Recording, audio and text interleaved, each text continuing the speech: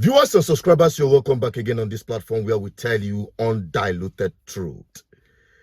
Today, Bwala, the latest carrier of self-imposed APC virus, was roasted alive by Seun on Channels Television during this interview where he proved himself once again.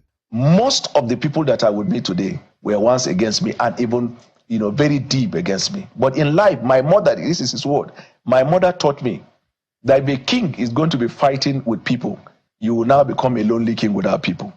And so I have learned that in life and I don't hold it against me. So you are 100% loyal to the president? 100%. Well, you were formerly, you said that you were 100% loyal to Atiku. When I was with Atiku, I was 100. So that I'm like a pit bull, right? When you are committed to someone, you give 100. So I cannot say when I was working for Atiku, I was 90% for Atiku and 10% for Asiwaju. But then what it means that I can't be trusted by both Atiku and Asiwaju. Well, I'm Tinubu the president. But your loyalty shifted as soon as your perception of things shifted. As soon as the president took one. No, even when he won, I was in PDP actually, up to the judgment of the Supreme Court. So that question of who won, who didn't won was settled. What? I want you to listen to him again. As soon as the president took one. No, even when he won, I was in PDP actually, up to the judgment of the Supreme Court. So that question of who won, who didn't won was settled. Bwala was waiting for court judgment to know who will be finally declared the president by the court before jumping the boat. The next thing that everybody was confronted with after that time was governance.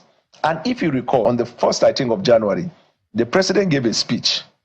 And in that speech, he called on all Nigerians from all divide to come together and let us build on governance. So when I got the privilege of being invited by the president to meet him, which many people have sought for and never had, and I count it as a privilege of a lifetime, and he said, I want you to join this idea of governance and the rest. I saw it as a rare opportunity, and I grabbed it with joy. And from then, I gave him my 100% commitment. You believe that the president can do the job? Now, listen to his response to this question. I believe the president has a good intention for Nigeria. I believe the president has demonstrated, intrinsic, very strong capacity in facing the problem. Did he actually answer the question or intentionally dodged the question, knowing fully well what he said about Tinubu in the past? You see, when people talk about be patient and wait, you have to look at the time frame within which the public officer himself is expected to execute his work. The president has just been voted into a term of 4 years. When there is a fundamental problem with policy, time is irrelevant. 30 years, it cannot work. But let me tell you what they are selling to the Nigerian people, what they call renewed hopelessness. In their renewed hopelessness, what is their economic model? You call it renewed hopelessness. But I will give you an instance of the point I'm trying to buttress. The point I'm trying to make is that the media machine of the president is projecting itself as awful and even worse than the previous administration. Because in the previous administration, they will give the information as it were, but they are not forceful in making the argument. In this one, they are forceful in the communication of misinformation, forceful in their misleading of the Nigerian people. You see, problem can be seen by everyone. The capacity to face the problem headlong is something that can only be defined by people who have character. I give you an example. What has been the subject of discussion up till today, after almost 2 years, was the decision the president took. You remember those economic policy decisions. These policy decisions since 1999 were discussed in every administration would plan to do it. You remember, sometimes there will be protests against it. Nobody summoned the courage to do that. When the president came with no money in government, he felt that if we don't take this decision, we're going to be in problem. He took it. So that kind of courage, and even the courage the president exercised in appointing me against all odds. These are some of the things you look at in someone and say, if he's convinced in a cause, he will give himself to it. You are a Christian minority from Borno State. Yes, sir. And you once said the reason why you stopped believing or supporting Bola Tinubu is because of the Muslim ticket. Yeah. as your philosophy about the Muslim ticket, because nothing seems to have changed, but you disbelieve in the stand of the APC of the Muslim ticket. So the question is that it's still the Muslim ticket. Your man from Kashim Shettima, who is the VP, is from Borno State. President Bola Tinubu is a Muslim, and they've not denounced their religion. Have you denounced yours? You know why I'm smiling?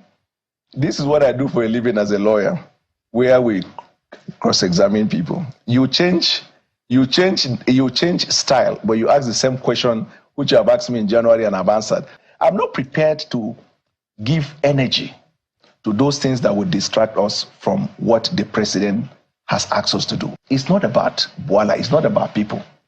The minute I start answering questions that were asked and answered, and then it creates chains of question, then I defeat the very purpose of my appointment. I am now talking about myself instead of talking about the administration. That is Good.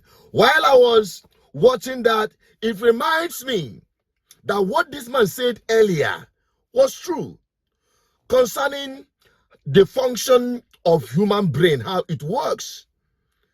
That it works 24/7 until you join APC.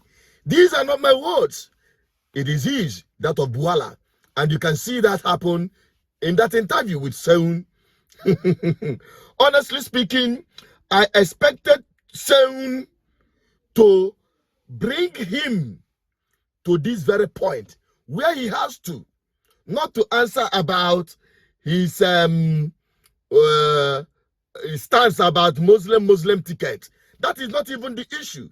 The issue is the moral burden on him to convince Nigerians that he is mentally in order, that his brain is actually still functioning. Because there is no way this man can convince anyone in Nigeria to believe him whatsoever thing he tried to say about this administration. He is the worst person to take over that position. But APC, as usual, you know, they choose the very worst for their, you know, you cannot join APC with a sound mind. You cannot be part of APC impunity with a sound mind. It's not possible. It's not possible. So, Nigerians, you already know what to expect. Lies upon lies. Okay? Even if you choose the other one, because they had the option of choosing between 3 equal bodies when it comes to lie and speaking from both sides of their mouth, talking about FFK, talking about Reno Mokri that is mocking himself, and this one that finally clinched on the bounty of the appointment to speak for a failed government that is determined to make the lives of Nigerian people miserable. Every one of them, there are 3 perfect candidates for that position, and they chose the best of them.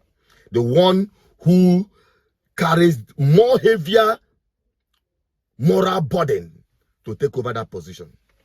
Well, what do you think? What's your take on it? But as far as I'm concerned, it's not just about Bwala trying to convince Nigerians, but Nigerians who still believe that APC have anything to offer, especially under Tinubu.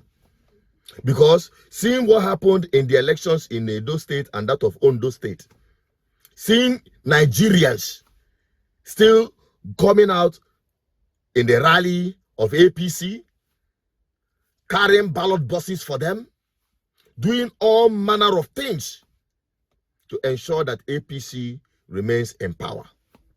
They are still suffering Nigerians. And you expect any reasonable change. Well, I can tell you on the next video where Obasanjo took a stand on Nigeria election. You don't need to miss that. I know many of you will drag me for that video. But be on the lookout. I'll be loading it up immediately.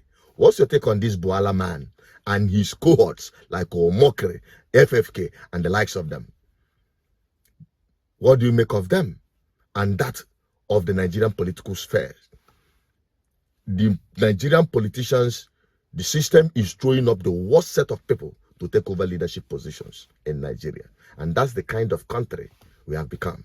Well, Nigerians are I keep asking whether Nigeria or Nigerians, which one was past.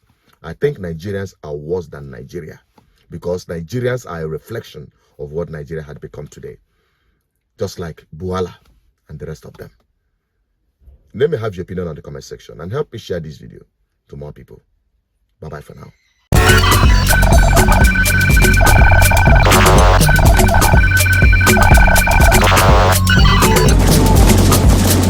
GGN, uniting the people for good governance.